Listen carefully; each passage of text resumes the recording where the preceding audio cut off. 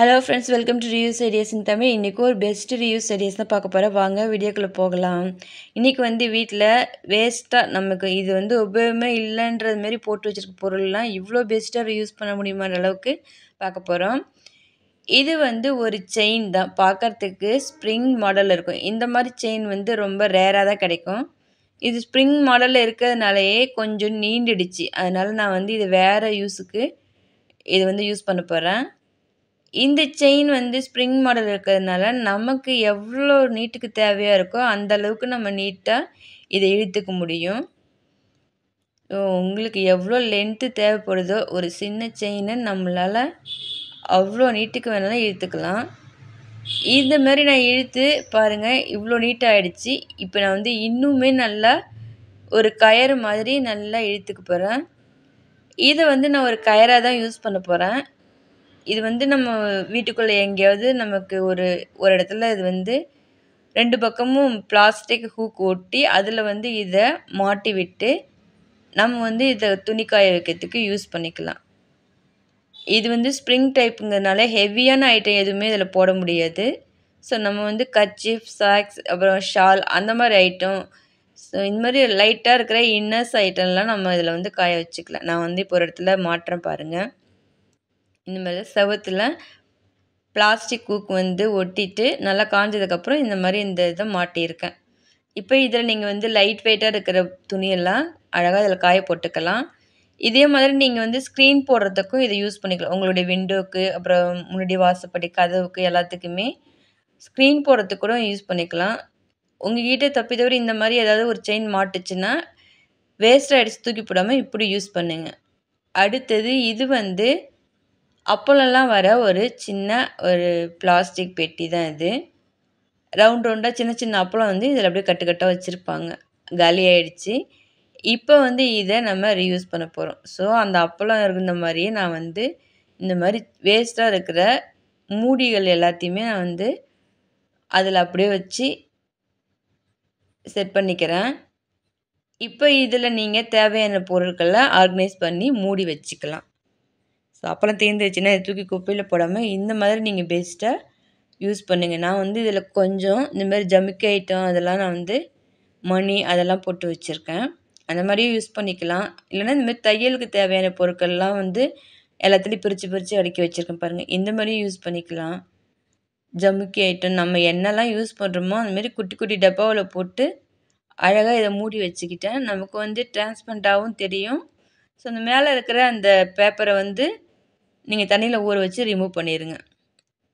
நான் இதில் paint பாக்ஸ்லாம் organise பண்ணி வச்சுருக்கேன். ஸோ நம்ம விருப்பம் தான்.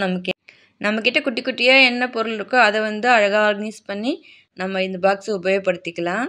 இதில் இருக்கிற மூடியில் இருக்கிற அந்த கவர் மட்டும் எடுத்துட்டால் நல்லாவே டிரான்ஸ்பரண்ட்டாக உள்ளார என்ன இருக்குங்கிறது தெரியும்.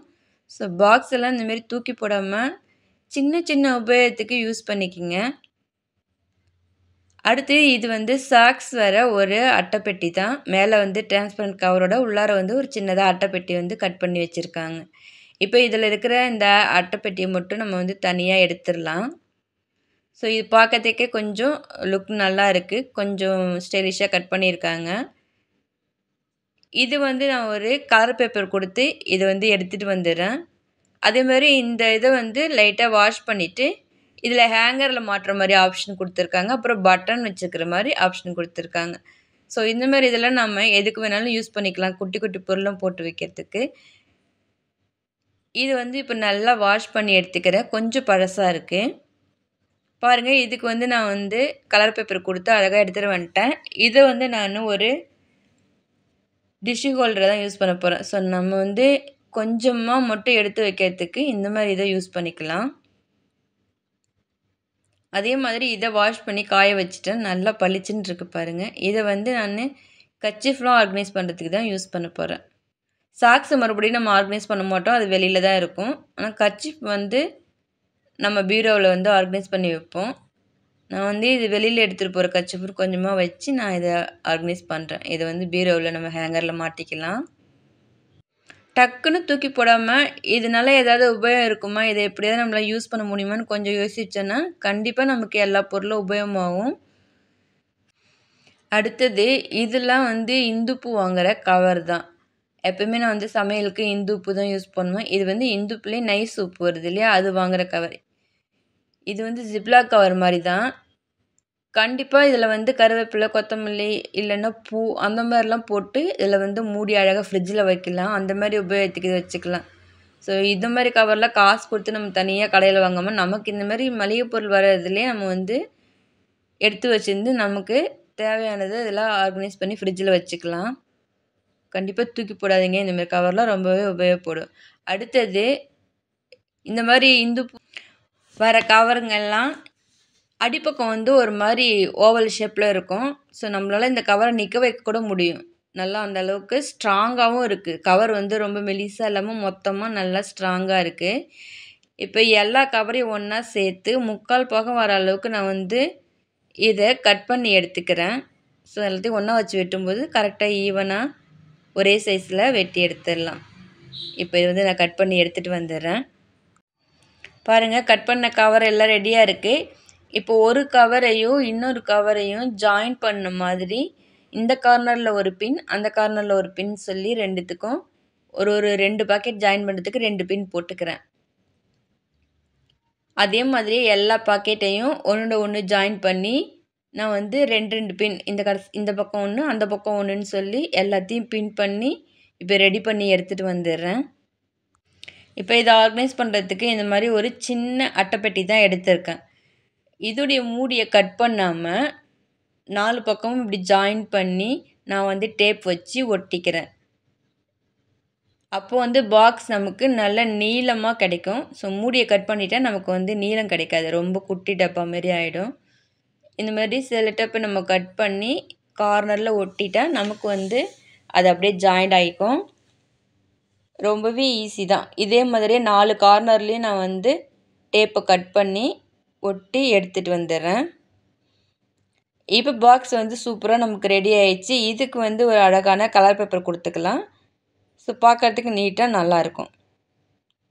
பாருங்கள் நம்ம பாக்ஸ் வந்து எவ்வளோ நீட்டாக அழகாக சூப்பராக ரெடி ஆகிடுச்சு. இப்போ வந்து நம்ம பின் பண்ணி வச்சுக்கிற அந்த கவர் எல்லாத்தையுமே நம்ம உள்ளார போட்டுக்கலாம். இந்த மாதிரி ஸ்ப்ரிங்கு மாதிரி இப்படி இழுத்து லாஸ்ட்டாக இந்த அட்டைப்பெட்டியோட சேர்த்து நான் வந்து ஒரு பைண்டர் கிளிப் போட்டுக்கிறேன். இருக்கிறதுலே ஒரு சின்ன பைண்டர் கிளிப் எடுத்திருக்கேன். ஜஸ்ட்டு வந்து போட்டுக்கிட்டால் நமக்கு வந்து நல்லா பிடிச்சிக்கும். அதேமாதிரி இந்த பக்கமும் ஒரு சின்ன பைண்டர் கிளிப் போட்டு ஜாயின் பண்ணிக்கிறேன். இப்போ நடுவில் நமக்கு நிறைய பார்ட்டிஷன் கிடச்ச மாதிரி ஆச்சு. ஈஸியான ஒரு பார்ட்டிஷன். கஷ்டப்பட்டு நம்ம வந்து கார்ட்போர்டை கட் பண்ணி நடுவில் ஒட்ட தேவையில்லை. இது வந்து ரொம்பவே ஈஸியான பார்ட்டிஷன்.